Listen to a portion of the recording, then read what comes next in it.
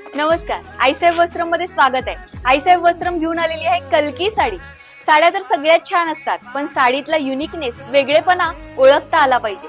ही खूप सुरेख असा पॅटर्न असलेली साडी आहे, कलकी साडी, ज्याला मस्त अशी वेगळी वेगळी अशी डिझाईन आहे, नाजूक अशी डिझाईन आहे, खूप छान असं फिनिशिंग आहे, छान अशी सॉफ्ट सिल्क मधील साडी आणि मस्त अशा छान सुरेख अशा रंगांमध्ये।